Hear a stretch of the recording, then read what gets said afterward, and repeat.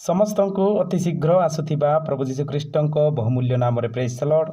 ଏବଂ ମୁଁ ଆଶା କରେ ଆପଣମାନେ ସମସ୍ତେ ପ୍ରଭୁ ଯୀଶୁଖ୍ରୀଷ୍ଟଙ୍କ ଅନୁଗ୍ରହ ଦ୍ୱାରା କୁଶଳରେ ଅଛନ୍ତି। ଆସନ୍ତୁ ପ୍ରିୟ ବନ୍ଧୁଗଣ, ଆଜି ଯେଉଁ ସମୟଟି ପାଇଛୁ ଏହା ହେଉଛି ଏକ ଈଶ୍ୱରଙ୍କ ଏକ ବହୁମୂଲ୍ୟ ସମୟ। ଏହି ବହୁମୂଲ୍ୟ ସମୟ ପାଇଥିବାରୁ ମୁଁ ପ୍ରଭୁଙ୍କୁ ବହୁତ ଧନ୍ୟବାଦ ଦିଏ। ଏବଂ ଆସନ୍ତୁ ପ୍ରିୟ ବନ୍ଧୁଗଣ, ଆଜି ଆମେ ବାଇବଲରୁ କେତୋଟି ପଦ ପାଠ କରିବା। ତାହା ହେଉଛି କେଉଁମାନେ ସ୍ୱର୍ଗ ରାଜ୍ୟରେ ପହଞ୍ଚି ପାରିବେ ନାହିଁ। ହଁ ପ୍ରିୟ ବନ୍ଧୁଗଣ, ବାସ୍ତବତାରେ ଏହା ପ୍ରତ୍ୟେକଟି ମନୁଷ୍ୟ ଜୀବନରେ ନିହାତି ଜାଣିବା ଆବଶ୍ୟକତା ଅଟେ। ଯେତେବେଳେ ଆମେ ବାଇବଲଟିକୁ ପାଠ କରୁ ସେହି ସମୟରେ ଆମେ ଦେଖିବାକୁ ପାଇଥାଉ ଦ୍ୱିତୀୟ ତେସଲୋନିକ୍ୟ 1:7-10 ପଦ ମଧ୍ୟରେ ଯୀଶୁଙ୍କ ସୁସମାଚାରକୁ ଅସ୍ୱୀକାର କରିବା ଲୋକମାନେ ଈଶ୍ୱରଙ୍କ ରାଜ୍ୟରେ ପହଞ୍ଚି ପାରିବେ ନାହିଁ। ଏବଂ ଯେତେବେଳେ ଆମ୍ଭେମାନେ ଜହନ 3:3-5 ପଦ ମଧ୍ୟରେ ପାଠ କରୁ, ଏଠାରେ ଏହି ପ୍ରକାର ଆମେ ଦେଖିବାକୁ ପାଉ, ପରିତ୍ରାଣ ନ ପାଇବା ଲୋକମାନେ ଈଶ୍ୱରଙ୍କ ରାଜ୍ୟର ଅଧିକାରୀ ହେବେ ନାହିଁ ବା ପହଞ୍ଚି ପାରିବେ ନାହିଁ। ଏବଂ ଯେତେବେଳେ ଆମ୍ଭେମାନେ ପ୍ରଥମ କରନ୍ଥୀୟ 6:9 ପଦକୁ ପାଠ କରୁ, ଏଠାରେ ଏହି ପ୍ରକାର ଆମେ ଦେଖିବାକୁ ପାଇଥାଉ, ଅନ୍ୟାୟ କରିବା ଲୋକେ ଈଶ୍ୱରଙ୍କ ରାଜ୍ୟରେ ପହଞ୍ଚି ପାରିବେ ନାହିଁ। ପ୍ରଥମ କରନ୍ଥୀୟ 6:10 ପଦ, ଗାଲାତୀୟ 5:19-21 ପଦ, ଏଫିସିୟ 5:5 ପଦ ଯେତେବେଳେ ପାଠ କରୁ, ଏଠାରେ ଏହି ପ୍ରକାର ଲେଖାଯାଏ, ଶାରୀରିକ ଅଭିଳାଷାରେ ଚାଲିବା ଲୋକମାନେ ଈଶ୍ୱରଙ୍କ ରାଜ୍ୟରେ ପହଞ୍ଚି ପାରିବେ ନାହିଁ। ଏବଂ ଯେତେବେଳେ ଆମ୍ଭେମାନେ ପ୍ରକାଶିତ 21:8 ପଦକୁ ପାଠ କରୁ, ଏଠାରେ ଏହି ପ୍ରକାର ଆମେ ଦେଖିବାକୁ ପାଉ, ଅଧର୍ମଚାରୀମାନେ ଈଶ୍ୱରଙ୍କ ରାଜ୍ୟରେ ପହଞ୍ଚି ପାରିବେ ନାହିଁ। ଏବଂ ଯେତେବେଳେ ଆମ୍ଭେମାନେ ପ୍ରକାଶିତ 21:27 ପଦକୁ ପାଠ କରୁ, ଏଠାରେ ଏହି ପ୍ରକାର ଲେଖାଯାଏ, ଯାହାର ନାମ ଜୀବନ ପୁସ୍ତକରେ ଲେଖା ନଥିବା ଦେଖାଯିବ, ସେହି ଲୋକମାନେ ଈଶ୍ୱରଙ୍କ ରାଜ୍ୟରେ ପ୍ରବେଶ କରିବେ ନାହିଁ।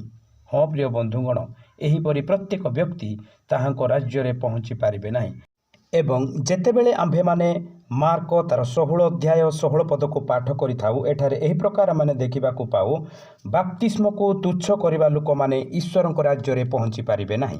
ଏବଂ ଯେତେବେଳେ ଆମ୍ଭେମାନେ ଏଫିସି 1:14 ପଦ, 4:30 ପଦକୁ ପାଠ କରୁ, ଏଠାରେ ଏହିପରି ଲେଖାଯାଏ, ପବିତ୍ର ଆତ୍ମାଙ୍କୁ ଦୁଃଖ ଦେବା ଲୋକ ଈଶ୍ୱରଙ୍କ ରାଜ୍ୟରେ ପହଞ୍ଚି ପାରିବେ ନାହିଁ।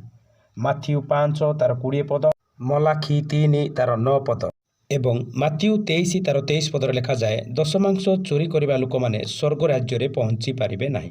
ଏବଂ ଯେତେବେଳେ ଆମ୍ଭେମାନେ ଜହନ 3:36 ପଦକୁ ପାଠ କରୁ, ଯୀଶୁଖ୍ରୀଷ୍ଟଙ୍କୁ ପରମେଶ୍ୱରଙ୍କର ପୁତ୍ର ବୋଲି ଅସ୍ୱୀକାର କରିବା ଲୋକ ସ୍ୱର୍ଗ ରାଜ୍ୟରେ ପହଞ୍ଚି ପାରିବେ ନାହିଁ। ଏବଂ ଯେତେବେଳେ ଆମେ ପ୍ରକାଶିତ 22:8-19 ପଦ ଏବଂ ଦ୍ୱିତୀୟ ଜହନ 9-10 ପଦ ମଧ୍ୟରେ ପାଠ କରୁ, ପରମେଶ୍ୱରଙ୍କର ବାକ୍ୟ ସହିତ ମିଶାଇବା ଲୋକ ଏବଂ ଭ୍ରାନ୍ତ ଶିକ୍ଷା ଦେବା ଲୋକ ଈଶ୍ୱରଙ୍କ ରାଜ୍ୟରେ ପହଞ୍ଚି ପାରିବେ ନାହିଁ। ପ୍ରକାଶିତ 22:15 ପଦ, ପଛକୁ ଫେରି ଯାଇଥିବା ଲୋକ ଅବା କୁହୁକ, ବ୍ୟଭିଚାରମାନେ, ମିଥ୍ୟାବାଦୀ ଇତ୍ୟାଦି ଲୋକ ସ୍ୱର୍ଗ ରାଜ୍ୟରେ ପହଞ୍ଚି ପାରିବେ ନାହିଁ।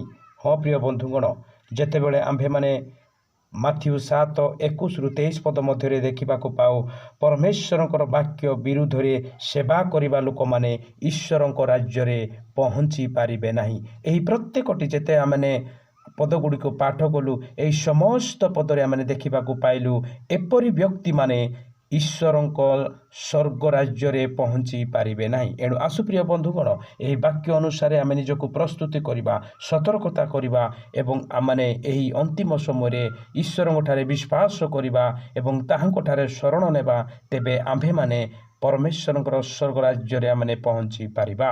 ଏହି ଅଳ୍ପ ପଠିତାଂଶରୁ ପ୍ରଭୁ ଯୀଶୁଖ୍ରୀଷ୍ଟ ଆମମାନଙ୍କୁ ପ୍ରତ୍ୟେକଙ୍କୁ ବାହୁଲ୍ୟ ରୂପେ ଆଶୀର୍ବାଦ କରନ୍ତୁ।